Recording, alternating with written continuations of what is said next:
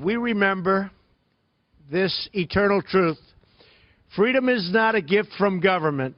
Freedom is a gift from God. It was Thomas Jefferson who said, "The God who gave us life gave us liberty." Our founding fathers believed that religious liberty was so fundamental that they enshrined it in the very First Amendment of our great and beloved Constitution.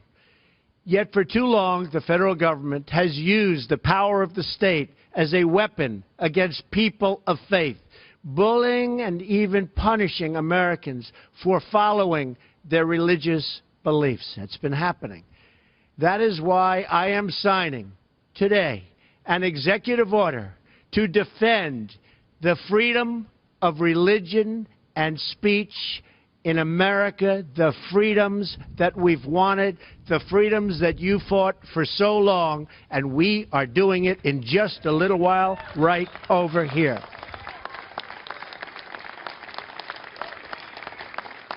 Thank you. Thank you. Thank you.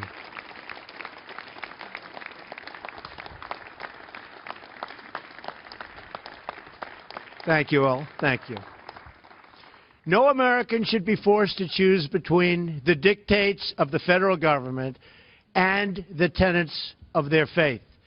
As I campaigned across the country, faith leaders explained that they were prevented from speaking their minds because of a 1954 rule known as the Johnson Amendment. I spoke about it a lot. Under this rule, if a pastor, priest, or imam speaks about issues of public or political importance, they are threatened with the loss of their tax-exempt status, a crippling financial punishment. Very, very unfair. But no longer. I promised to take action if I won. If I didn't win, I gave you no promise, that's for sure. If I didn't win, I guess I'd be gone, right? I'd be out enjoying my life, I think. But I wouldn't be helping you with the Johnson Amendment. And to this end, this financial threat against the faith community is over.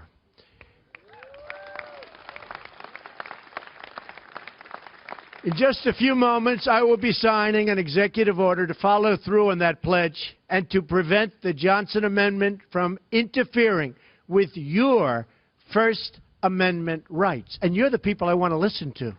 Other people are allowed to tell me and everybody what to do. I want to hear it from you, and so do a lot of other people. So you're now in a position where you can say what you want to say. And I know you'll only say good, and you'll say what's in your heart. And that's what we want from you. You are great, great people. You are great, great people. Thank you. Thank you. This executive order directs the IRS not to unfairly target churches and religious organizations for political speech. No one should be censoring sermons or targeting pastors.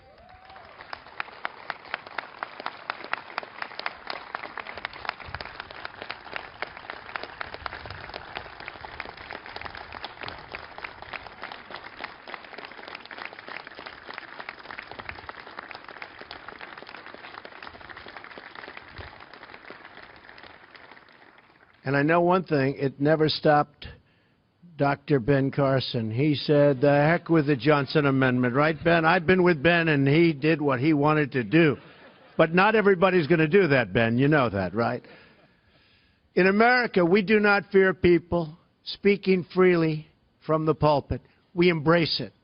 America has a rich tradition of social change beginning in our pews and our pulpits. Perhaps there is no greater example than the historic role of the African-American church as the agent for social progress, spurring our nation to greater justice and equality. We must never infringe on the noble tradition of change from the church and progress from the pew.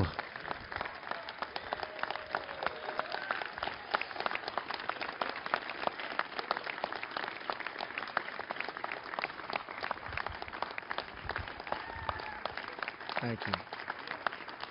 Thank you. Under my administration, free speech does not end at the steps of a cathedral or a synagogue or any other house of worship. We are giving our churches their voices back. We are giving them back in the highest form. With this executive order, we also make clear that the federal government will never, ever penalize any person for their protected religious beliefs.